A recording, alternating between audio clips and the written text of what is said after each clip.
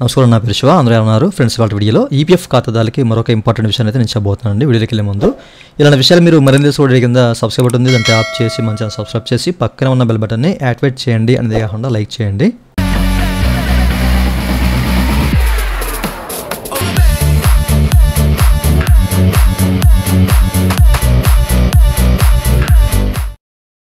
ఇక టాపిక్లోకి వెళ్ళే ముందు ఈపీఎఫ్ సంబంధించిన క్వరీ సర్వీస్ కావాలంటే పెయిడ్ సర్వీస్ ఉంది, నన్నైతే కనెక్ట్ అవ్వచ్చు. నా వాట్సాప్ నెంబర్ వీడియో కింద మీకు డిస్క్రిప్షన్లో ప్రొవైడ్ చేశాను. వాట్సాప్ ద్వారా మాత్రమే నన్నైతే కాంటాక్ట్ అవ్వండి. అయితే ఈ వీడియోలో చాలామంది డీలింగ్ సంబంధించి ఎప్పటి నుంచో ఎదురు చూస్తున్నారు కదా. ప్రస్తుతానికైతే మనకి ఒక డీలింగ్ ఆప్షన్ అనేది అందుబాటులోకి వచ్చిందండి. ఇప్పుడైతే మీరు డీలింగ్ అయితే చేసుకోవచ్చు. ఓకేనా? అది ఎలా చేయాలి ఏంటి అనేది మీకు ఇక్కడ చూపిస్తాను. ముందుగా మీరు ఏం చేస్తారంటే యూనిఫైడ్ పోర్టల్లోకి అయితే ఎంటర్ అయిపోవాలి. ఎంటర్ అయిన తర్వాత మీ అందరికీ తెలిసిందే కదా, ఇక్కడ మీ సంబంధించిన యూఏఎన్ నెంబర్ పాస్వర్డ్ ఎంటర్ చేసి లాగిన్ అవ్వాలి. ఆ తర్వాత మనకైతే ఓటీపీ వస్తుంది కదా. ఆ ఓటీపీని అయితే మనం ఇక్కడైతే ఎంటర్ చేయాలన్నమాట. ఇది కూడా ఎంటర్ చేసి నేను చూపిస్తాను మీకు. ఓటీపీ ఎంటర్ చేసి సబ్మిట్ చేసిన తర్వాత మనకి ఈ విధంగా ఓపెన్ అవుతుంది కదా. ఓకేనా? మన సంబంధించిన డాష్బోర్డ్లోకి ఎంటర్ అయిపోయాం. ఇప్పుడు మనం ఏంటంటే వ్యూ అనే ఆప్షన్ క్లిక్ చేసి ఇక్కడ సర్వీస్ హిస్టరీ క్లిక్ చేయాలి. క్లిక్ చేయగానే మనం ఎన్ని కంపెనీలో వర్క్ చేసామో అవన్నీ కూడా ఈ యూఎన్కి లింక్ అయిన ఎంఐడీస్ అన్నీ కూడా కనిపిస్తాయి అనమాట.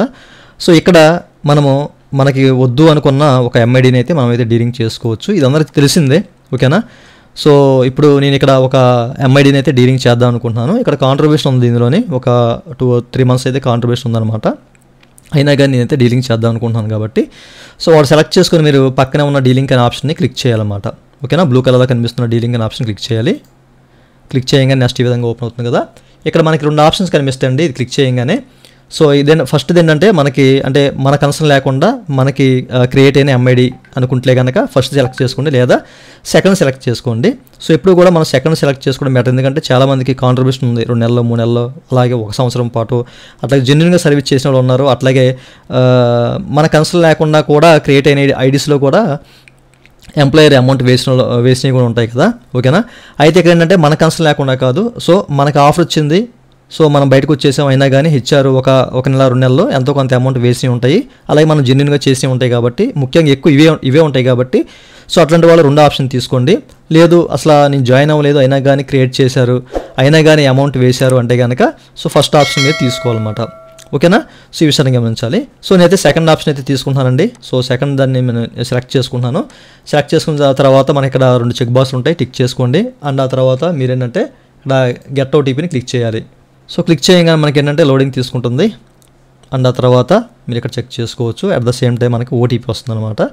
వచ్చిన ఓటీపీని మనం ఇక్కడ ఎంటర్ చేసి సబ్మిట్ చేయాలి. ఎంటర్ చేశాను. ఇప్పుడు సబ్మిట్ అనే బటన్ క్లిక్ చేస్తున్నాను.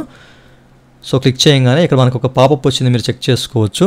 ఓకేనా? ఈ పాపప్లో ఏంటంటే ఈ రిక్వెస్ట్ అనేది ఫీల్డ్ ఆఫీస్కి సెండ్ అవుతుందని చెప్పేసి అయితే వీళ్ళు చెప్తున్నారు. బట్ మనం ఇక్కడ ఓకే అని చెప్పేసి బటన్ కనిపిస్తుంది కదా. దాన్ని అయితే మనం క్లిక్ చేయాలి. ఓకే. క్లిక్ చేయగానే మళ్ళీ లోడింగ్ తీసుకొని రీడైరెక్ట్ అయిపోయి మళ్ళీ బ్యాక్ వెళ్ళిపోతుంది అనమాట. ఎక్కడైతే సర్వీస్ హిస్టరీ ఉందో అక్కడికైతే మళ్ళీ వెళ్ళిపోతుంది. మీరు చెక్ చేసుకోవచ్చు. ఇప్పుడు మీరు ఇక్కడ చెక్ చేసినట్లయితే నేను ఏదైతే డీలింగ్ చేశానో దానికి సంబంధించి నాకు చివరిలో మీరు చూడొచ్చు. ఓకేనా? పెండింగ్ అట్ డిఏ అని చెప్పేసి కనిపిస్తుంది అనమాట. ఓకేనా? మనకి ఏంటంటే డీలింగ్ ఆఫీసర్ దగ్గరికి అయితే వెళ్ళిపోతుంది అనమాట. ఇది అంటే ఫీల్డ్ ఆఫీస్కి వెళ్తుంది. వాళ్ళు బ్యాక్గ్రౌండ్ నుంచి మేబీ వెరిఫికేషన్ చేసుకుంటారు. ఓకేనా? ఇది జెన్యున్గా చేసిందా లేకపోతే ఏంటని చెప్పేసి వాళ్ళైతే వెరిఫై చేసుకుంటారు. మనకు పూర్తిగా అయితే ఎస్ఓపీ అయితే రాలేదు ఇంకా. బట్ మన అంచనాల ప్రకారం ఏంటంటే పిఎఫ్ ఆఫీస్కి వెళ్ళిందంటే కనుక బ్యాక్గ్రౌండ్ నుంచి చెక్ చేసుకుంటారు అనమాట. ఓకేనా? అసలు అయిందా లేదా ఏంటి, జెన్యున్గా చేశారా లేదా అని ఇట్లాంటి విషయాలన్నీ కూడా వీళ్ళు వెరిఫై చేసుకుంటారు. ఒకవేళ మీ కంపెనీ అనేది క్లోజ్ అయిపోయి ఉన్నట్లయితే కొంతమంది కంపెనీస్ అనేవి క్లోజ్ అయిపోతూ ఉంటాయి. ఓకేనా? ఆ క్లోజ్ అయిపోయింది అన్న డేటా అనేది ఈపీఎఫ్ వాళ్ళ దగ్గర ఉంటే కనుక కంపల్సరీ ఇది కాంట్రిబ్యూషన్ ఉన్నా కానీ డీలింగ్ చేసే అవకాశం అయితే ఉంటుంది. అంటే ఒక బిలో 6 month సర్వీస్ ఉన్న వాళ్ళకి అయిపోయే ఛాన్స్ అయితే ఉంటుందన్నమాట కంపెనీ క్లోజ్ అయిపోతే. ఓకే.